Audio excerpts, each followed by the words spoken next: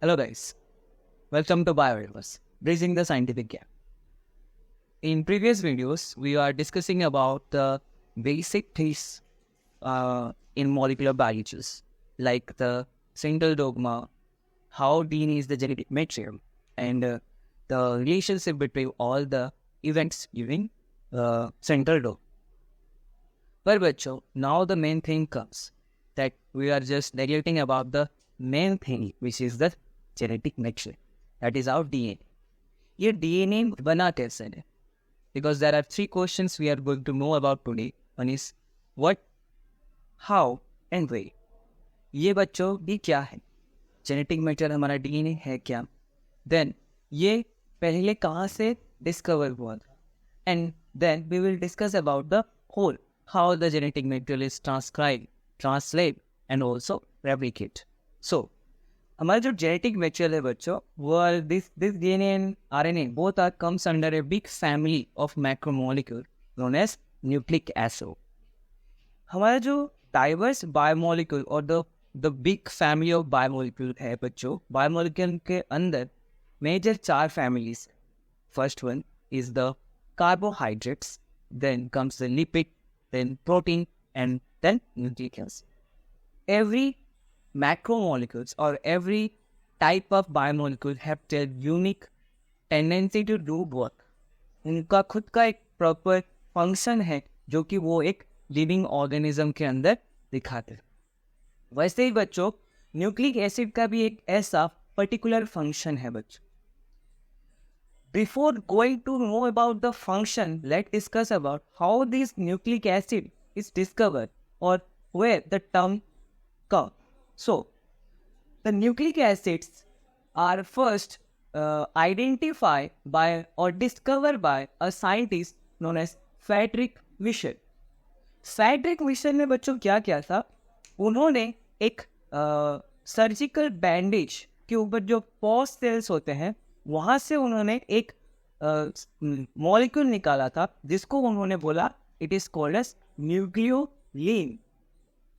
उन्होंने इसका नाम दिया nucleolin. But he is not satisfied with the term that it is a protein or any kind of other substance. ये कोई अलग चीज है क्या, उनको वो पता नहीं. But later in 1889 the scientist name is Richard Altman.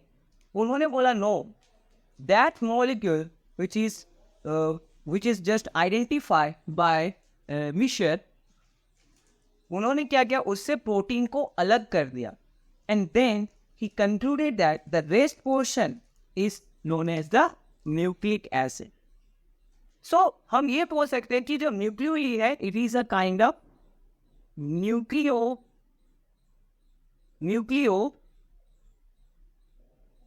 protein. And when Richard Altman removed that protein portion, he found the molecule and term is as nucleic acid in 1889. So ये था डिस्कवरी कि nucleic acid कैसे उसका term use हुआ है. So what is nucleic acid? Nucleic acids are nothing but these are polymers of nucleotides. ये छोटे छोटे न्यूक्लियोटाइड का एक बड़ा पॉलीमर है बच्चों, और we can say it is also as polynucleotide. Later we will going to know about that. What is the polynucleotide? Before going to polynucleotide, let's focus on the function of the nucleic acid. ये nucleic acid क्या function करता है हमारे cell के अंदर, एक organism के अंदर. So first, nucleic acids are the storage, or nucleic acid helps in storage, transmittance and translation of the genetic information, which is the most an important function of the nucleic acid. We can talk about DNA as well as RNA. Both are the storage house, or we can say they are helping the transmission and translation of the genetic information. Then they help in the formation of energy currency. Nucleic acid से energy currency भी बनता है जिसको हम बोलते हैं ATP, that is your adenosine triphosphate. Then they are also help, or they participate as precursor of coenzymes like your NAD plus, then FAT, then coenzyme A. And that they are also helping they are help as a precursor of secondary messenger like cyclic AMP. So these are different kind of function of nucleic acid. कि nucleic acid का क्या क्या different role है according for the genetic information, transmission, storage, then from the energy currency formation, then they are also has a certain kind of precursor in different kind of molecules. So we are now talking about nucleotides, जो कि nucleic acid का monomeric unit है. कि ये nucleotide है क्या? बच्चों, nucleotide is a component or it is a assembly of three different kind. First one is your nitrogenous bases. First one is the nitrogenous bases. Then pentose sugar, and the end is the phosphoric acid. These three compounds mix together and nucleotide molecule. So, as we all know about the components that are the nitrogenous bases, then the pentose sugar and phosphoric acid, जो कि nucleotides के components हैं. तो nucleic acid usually 2 types के होते हैं, जैसे कि हमको पता है. One is the ribose nucleic acid और the ribonucleic acid, that is your RNA, and deoxyribonucleic acid, that is the T. These two things are made up of nucleotides. On these, we can say these are the polymers of nucleotides. And nucleotides are made up of 3 components: nitrogenous bases, phosphoric acids, and the pentose sugar. First, let's know about the nitrogenous bases.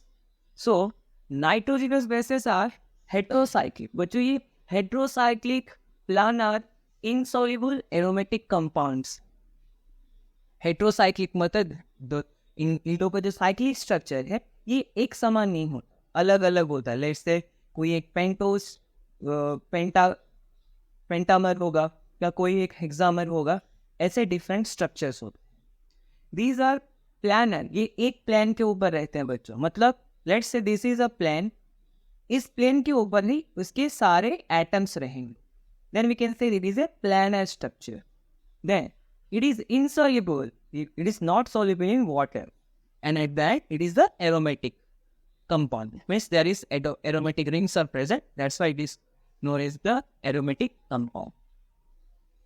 The nitrogenous bases are of 2 types. Nitrogenous bases 2 तरह के होते हैं. One is the purine, another one is the pyrimidine. So ये purine pyrimidine differentiation क्यों है? Purine और pyrimidine ये दोनों के बीच में रिंग्स का डिफरेंशिएशन. मतलब प्यूरिन 2 रिंग स्ट्रक्चर है, pyrimidine 3 ring structure, 1 ring single ring structure है. पायरिमिडीन हमारा सिंगल रिंग स्ट्रक्चर है और प्यूरिन हमारा 2 रिंग स्ट्रक्चर है. ये प्यूरिन और पायरिमिडीन बच्चों ये DNA और RNA में प्रेजेंट होते हैं. ऐसा नहीं है कि प्यूरिन बस एक ही टाइप के DNA में रहेगा या पायरिमिडीन सिर्फ RNA में रहेगा. They are equally distributed in both DNA as well as in RNA. So बच्चों, फर्स्ट हम देखते हैं प्यूरिन का 2 example. First one is the adenine and second one is the guanine. These two both purines are present in DNA as well as RNA. ये दोनों DNA और RNA में present है. हमारे जो एडेनाइन है बच्चों, it is also known as 6 amino purine. इसको हम बोलेंगे 6 एमिनो प्यूरिन क्योंकि इसका जो 6 नंबर कार्बन है इसके ऊपर एक एमिनो ग्रुप है. तो हम ये नंबर कैसे दे, ये रिंग के ऊपर ये नंबर कैसे हम प्रोड्यूस करें या हमको कैसे पता चलेगा कि ये 6 नंबर कार्बन पर है? बच्चों इसका एक ट्रिक है, इसको हम बोलेंगे you should count like anti clockwise direction. हमको एंटी क्लॉकवाइज डायरेक्शन में काउंट करना पड़ेगा. Let's see how. Starting from the nitrogen, हम नाइट्रोजन से काउंट करेंगे. That is this nitrogen is 1 2 3 4 5 and 6. Then here 7 8 9. Here you are again from the clockwise direction. अब उनको पता चल सकता है कि नहीं कौन सा फर्स्ट एटम है, कौन सा सेकेंड, थर्ड, फोर्थ रेस्पेक्टिवली। तो एडिनाइन क्या है? Adenine is also known as 6 amino purine. मतलब हमारा जो प्यूरिन कंपाउंड है, प्यूरिन कंपाउंड के 6 नंबर एटम पर, 6 नंबर कार्बन एटम पर एमिनो ग्रुप रहेगा, तब हम उसको बोलेंगे it is adenine. Let's see towards the guanine. बच्चों ये जो ग्वानिन है, इसमें 2 फंक्शनल ग्रुप रहते हैं। One is at the second carbon and next one is at the 6th carbon. Second carbon पर एक एमिनो ग्रुप रहता है एंड 6th कार्बन पर एक ऑक्सी ग्रुप रहता है, और we can say it is also called as a carbonyl group. Here a carbonyl group is attached to the ring. Okay, both things are very much different बच्चों।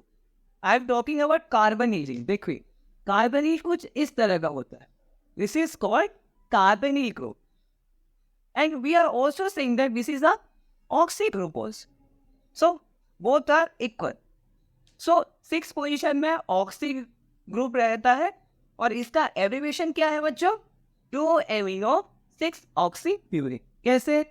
वही anti clockwise direction, like nitrogen 1, 2, 3, 4, 5 and 6।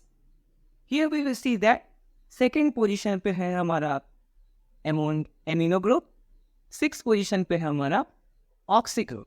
That's why its name as 2-amino-6-oxypurine and it is known as the guanine. इसको हम बच्चों represent करते हैं, मतलब इसका abbreviation use होता है सिंगल डिजिट से, that is A. A stand for adenine, G stand for guanine. So now we are now to come on pyrimidine structure, कि ये पाइरिमिडीन स्ट्रक्चर कैसे प्यूरिन से डेविएट होता है। पाइरिमिडीन स्ट्रक्चर एक सिंगल रिंग स्ट्रक्चर है बच्चों, उसका वही simple property that it is also heterocyclic planar insoluble aromatic compound। pyrimidine में हम देखेंगे 3 different kind of pyrimidine। one is your cytosine, thymine and uracil। पर बच्चों ये 3 स्ट्रक्चर बोथ डीएनए और आरएनए में प्रेजेंट एक साथ नहीं रहते। डीएनए के अंदर साइटोसिन और थायमिन प्रेजेंट रहता है, whereas in आरएनए यूरासिल और साइटोसिन प्रेजेंट रहता है।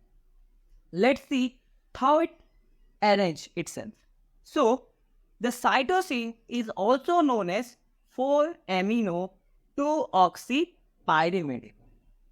तो यहाँ पर हम कैसे इसको नंबर के हिसाब से कैलकुलेट करें? It is of clockwise direction. बच्चों यहाँ पर हम क्लॉकवाइज डायरेक्शन से इसको नंबर करेंगे, like the first nitrogen is 1, 2, 3, 4, 5 and 6। So in cytosine at 4th position we will get to see a amino group, and at 2nd position we will going to see a oxy group। So it is a 4-amino-2-oxypyrimidine, जिसको कि हम बोलते हैं cytosine, which is abbreviated as capital C। Then comes to thymine। Thymine तो क्या है बच्चों? Thymine is also known as two four dioxy five methyl pyrimidine. इसका जो सेकंड पोजीशन में एक ऑक्सी ग्रुप है और 4th पोजीशन पे एक ऑक्सी ग्रुप है, और 5th पोजीशन पर एक मिथाइल ग्रुप है और मिथाइल ग्रुप है।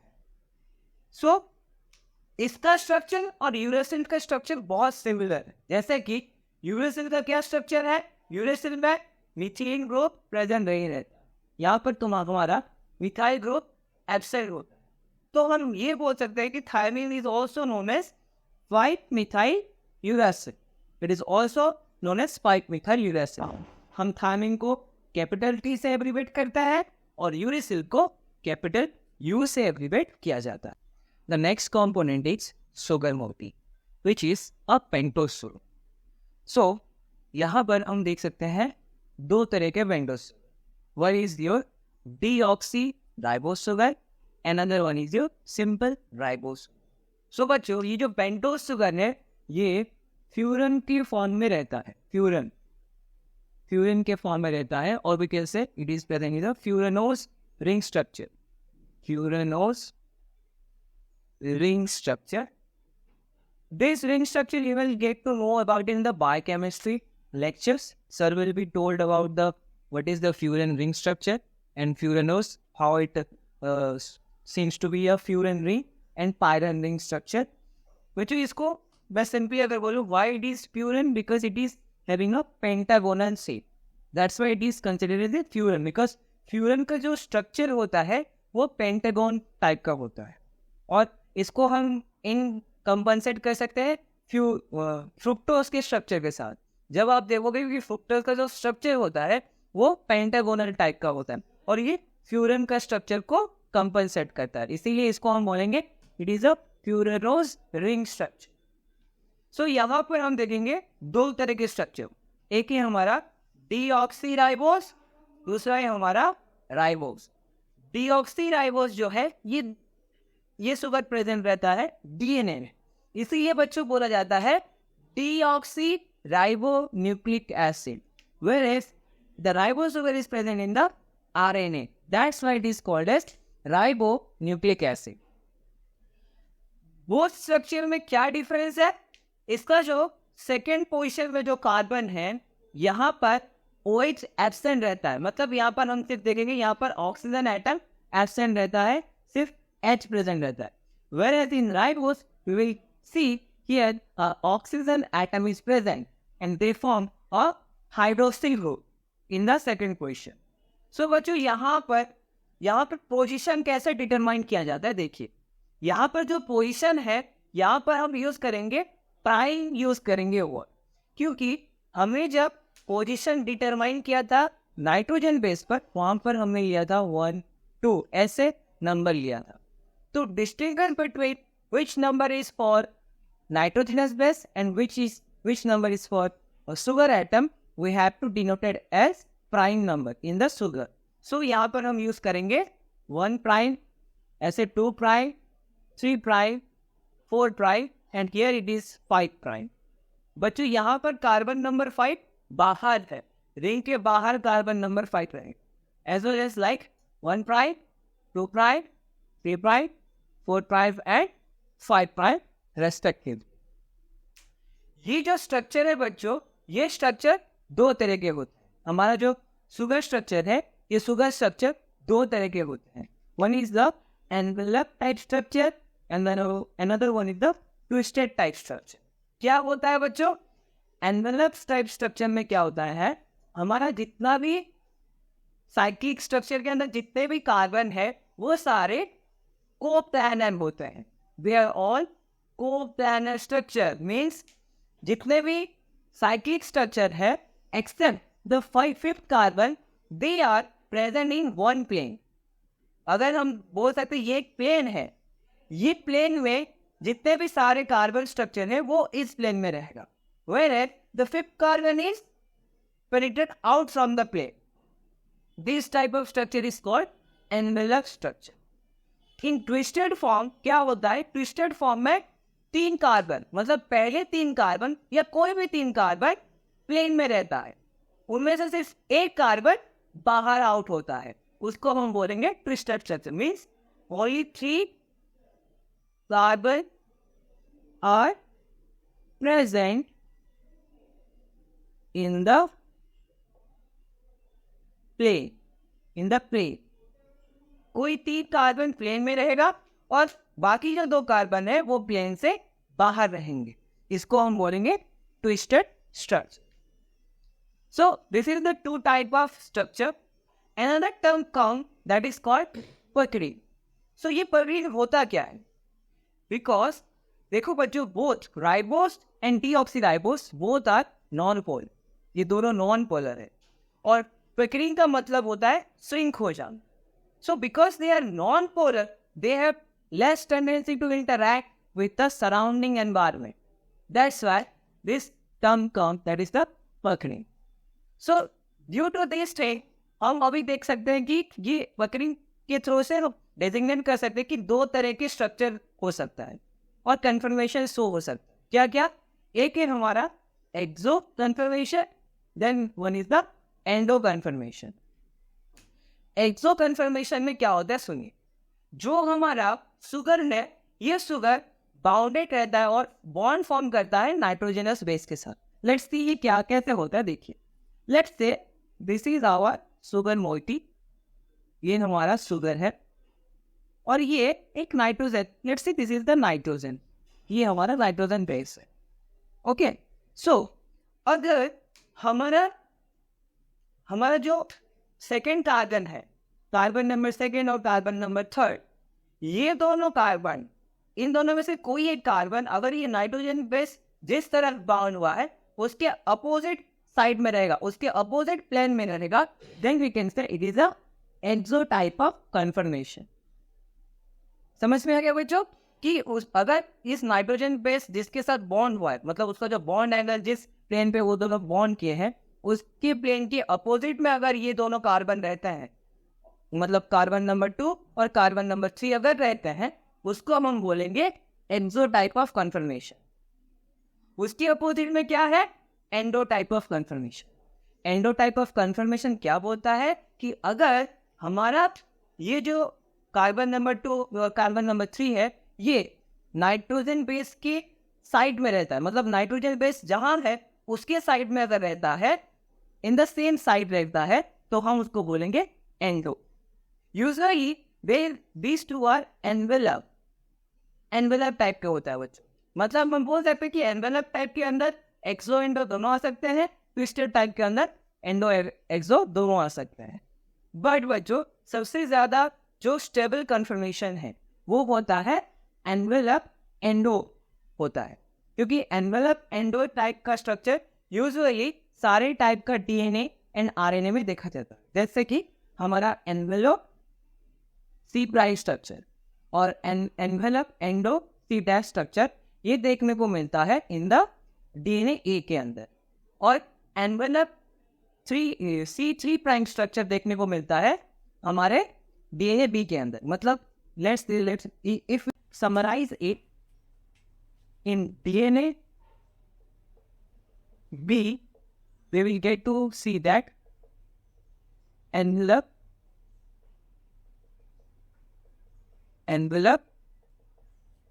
endo C3 prime with A DNA, we will see envelope endo C2 prime. Then one is thing that in Z DNA, बच्चों ये सबसे एक्सेप्शन है, Z DNA में हम दोनों देखेंगे, we will get to see it contain both type of sugar, that is envelope endo C3Y and C32 prime. ये दोनों वाइस वर्सा रहते हैं, मतलब अगर एक न्यूक्लियोटाइड में रहेगा तुम्हारा एनवेलप एंडो C3 प्राइम, तो दूसरे वाले न्यूक्लियोटाइड पे आ जाएगा तुम्हारा 2 प्राइम, 3 प्राइम 2 प्राइम, ऐसे ही ऊपर नीचे रहते हैं। बच्चों ये जो स्ट्रक्चर है, ये जो शुगर का स्ट्रक्चर है, ये डीएनए मॉलिक्यूल और तुम्हारा हमारा न्यूक्लिक एसिड का जो मॉलिक्यूल है इसको एक स्टेबिलाइज कन्फर्मेशन गिव करता है। मतलब अगर हमारा जितना भी वो स्टेबिलाइज होगा, जितना भी वो स्टेबल होकर रहेगा, इससे क्या फर्क पड़ता है कि हमारा जो स्ट्रक्चर है वो उतना ऑर्गेनिज्म के अंदर स्टेबल रह सकता है। इसीलिए Z-DNA इतना ज़्यादा स्टेबल नहीं है, क्योंकि उसका हम देखेंगे कि वो जिगजैग रहता है। बाद में हम पढ़ेंगे कि क्यों जिगजैग रहता है, हम बाद में ये सब जान सकते हैं। तो ये रीज़न हो सकता है Z-DNA का, वो पैटर्न का, मतलब कोई भी डीएनए स्ट्रक्चर पर जो भी स्ट्रक्चर है उसका पैटर्न इसके थ्रू से भी डिटरमाइन हो सकता है। लास्ट में आता है हमारा जो एनवेलप एंडो C3 है, ये प्रीडोमिनेंट फॉर्म में रहता है इन द आरएनए। मतलब हमारा जो आरएनए है उसमें हम कौन सा टाइप का देखेंगे, कन्फर्मेशन शुगर का एनवेलप एंडो C3 प्राइम का स्ट्रक्चर देखने वाले। This whole thing is all about the pentose sugar, कि पेंटोस शुगर का ये एक क्लासिफिकेशन है, ऐसे ही वो डिटरमाइन होता है। और पेंटोस शुगर दो तरह के होते हैं, one is deoxyribose sugar, another one is the ribose sugar. Usually in the both pentose sugar are present in the D form, and beta form. So this beta and D conformation we will get to know in the later lecture in the biochemistry. So don't be so hectic about how it is D or what is D and beta. बस अब के लिए इतना याद रखिए कि ये structure certain structures होते हैं, कन्फर्मेशनल स्ट्रक्चर्स होते हैं, जो कि इसका एक कन्फर्मेशन डिटरमाइन करता है कि क्या होगा क्या नहीं होगा. जैसे कि for example let's say how we get to know about it is a D structure और एल स्ट्रक्चर. एक एक्सपेरिमेंट है जो कि है प्लेन पोलराइज लाइट एक्सपेरिमेंट. अगर प्लेन पोलराइज लाइट वो राइट हैंडेड साइड में जाएगा तो हम बोलेंगे it is a D type of conformation. अगर फॉर एग्जांपल ये let's say this is a sample, इस सैंपल के अंदर कोई भी मटेरियल, अगर इस सैंपल के अंदर से हम कोई भी एक प्लेन पोलराइज लाइट को पास करते हैं और वहां पर रीडिंग क्या आता है, जो हमारा प्लेन पोलराइज लाइट है वो राइट साइड, मतलब let's say this one is right side. अगर ऐसे राइट साइड में ऐसे टी होता है, राइट साइड की तरफ ऐसे बैंड होता है, तो हम बोल सकते हैं ये जो कंपाउंड किस फॉर्म में है, डी फॉर्म में. It is dextro rotatory. अगर वो कंपाउंड लेफ्ट हैंड के साइड पर रोटेट होगा तो हम बोलेंगे इट इज द एन और levo rotatory. And as well as you will going to know about how it is beta alpha in the further lecture of biochemistry. So now comes to the last one, that is the phosphoric acid. So बच्चों phosphoric acid जो होता है ये हमारा एक main character है जो कि डीएनए को एसिडिक बनाता है, डीएनए के ऊपर एक नेगेटिव चार्ज लाता है फॉस्फोरिक एटम, और ये फॉस्फोरिक एटम ही बॉन्ड फॉर्मेशन में बहुत ज्यादा हेल्प करता है. तो फॉस्फोरिक एसिड का सिंपल स्ट्रक्चर है बच्चों, इसके अंदर आपको मिलेगा एक phosphate group which is surrounded by certain oxygen atom. Now we have to come under that kind of love, or is no nucleoside and nucleotide. एक न्यूक्लियोसाइड क्या बोलते हैं, तुमको तो पता है कि न्यूक्लियोटाइड वो मोनोमर है जिससे न्यूक्लिक एसिड बना. सो न्यूक्लियोसाइड क्या है, अगर हम न्यूक्लियोटाइड से फॉस्फेट निकाल दें तो हम उसको बोलेंगे न्यूक्लियोसाइड. तो ये न्यूक्लियोसाइड में क्या रहता है, न्यूक्लियोसाइड के अंदर रहता है नाइट्रोजनस बेस और सुगर मोइटी रहता है. ये दोनों मिलकर क्या बनते हैं, न्यूक्लियोसाइड बनते हैं. अगर हम इस न्यूक्लियोसाइड के अंदर फॉस्फेट जोड़ दें तो ये बन जाएगा न्यूक्लियोटाइड. तो देखते हैं हमारा जो ये नाइट्रोजनस बेस है, नाइट्रोजनस बेस का जो N9 एटम है, N9 एटम है, ये N9 एटम शुगर का C1 कार्बन पे जो OH ग्रुप रहता है इसके साथ बॉन्ड बनाता है. इसके साथ बॉन्ड बनाने पर ये क्या करता है ना, ये बॉन्ड फॉर्मेशन करते हैं, इसको हम बोलेंगे N glycosidic bond, N glycosidic bond, or we can say that it is beta N glycosidic bond. क्यों बीटा, बिकॉज हमारा जो शुगर है ये बीटा कन्फर्मेशन में है. तो हम इसको दिखा सकते हैं, let's say like this, this bond is designated as beta N glycosidic bond. ये बीटा एन ग्लाइकोसाइडिक बॉन्ड क्यों ऐसे बोला जाता है, क्योंकि यहाँ पर एक सुगर मोइटी है, सुगर मोइटी के साथ हमारा नाइट्रोजन जो बेस है, नाइट्रोजनस बेस है, ये दोनों अटैच हुए हैं इसीलिए. और यहाँ पर बिकॉज एन एटम है नाइट्रोजन बेस का जिसके साथ बॉन्डिंग हुआ है, इसीलिए एन ग्लाइकोसाइडिक बॉन्ड. ये जो एन ग्लाइकोसाइडिक बॉन्ड है बच्चों ये एक फ्री रोटेशन प्रोवाइड करता है.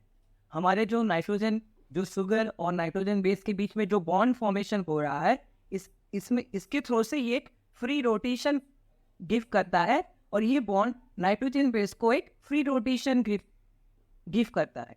इससे क्या होता है, हमारा जो नाइट्रोजनस बेस है it can move easily, it can rotate easily. इस रोटेशन की वजह से हमको दो तरह का कन्फर्मेशन देखने को मिल सकता है. एक को हम बोलेंगे एंटी कन्फर्मेशन, दूसरे को हम बोलेंगे सिंक कन्फर्मेशन.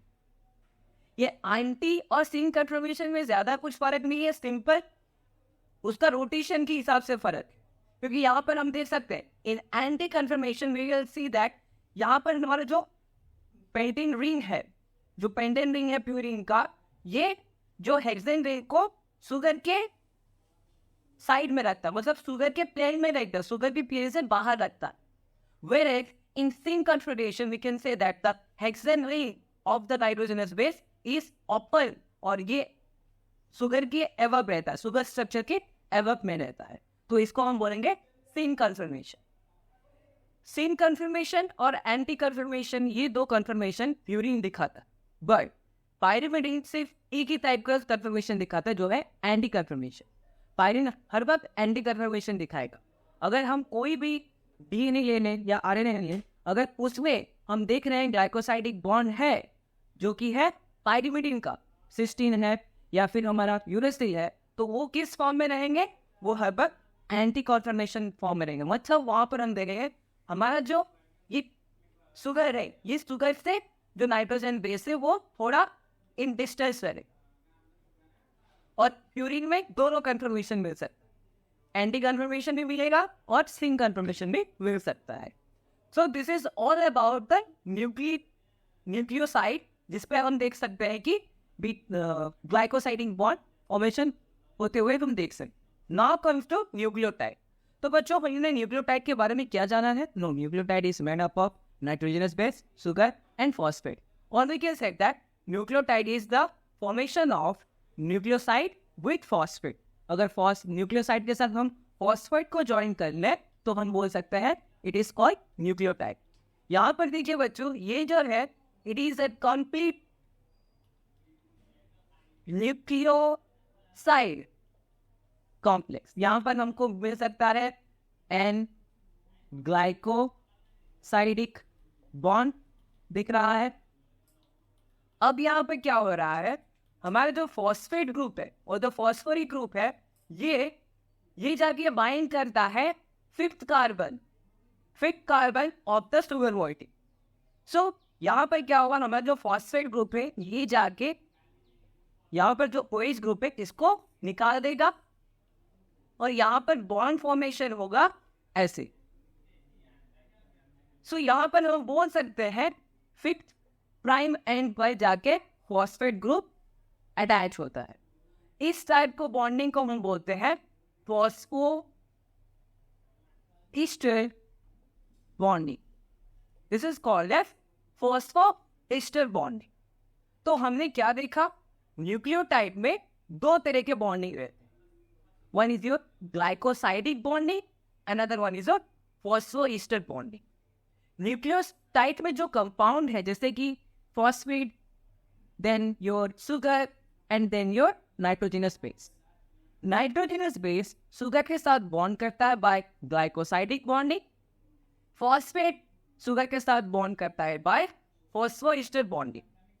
पोजीशन देखिए बच्चों, हमारा जो प्यूरिन है, प्यूरिन का नाइथ कार्बन सुगर का C प्राइम 1 कार्बन में बाइंड करता है। अगर हम यहाँ पर पायरिमिडीन में पायरिमिडीन का पायरिमिडीन का फर्स्ट कार्बन जाके यहाँ पर बाइंड करेगा, कहाँ, हमारा C1 प्राइम के साथ बाइंड करेगा शुगर का। वेयरएज फॉस्फेट का जो है, फॉस्फेट जाके बाइंड करता है C5 प्राइम कार्बन के ऊपर और फॉर्म करता है 5p साइड।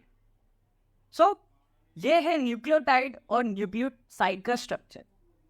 तो इन समरी हम ये बोल सकते हैं जो कि अब तक हमने पढ़ा है कि न्यूक्लिक एसिड क्या है। Nucleic acid is a polymer of nucleotides. Nucleotides क्या है? Nucleotides are the combination of sugar moiety, then your let's say nitrogenous bases combined with your phosphate group. And ये कैसे बाउंड हुए हैं?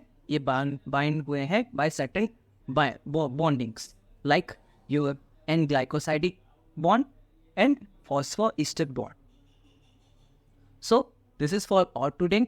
In next chapters or in next video, we are going to cover up about DNA structures, RNA structures, and how the DNA structure form.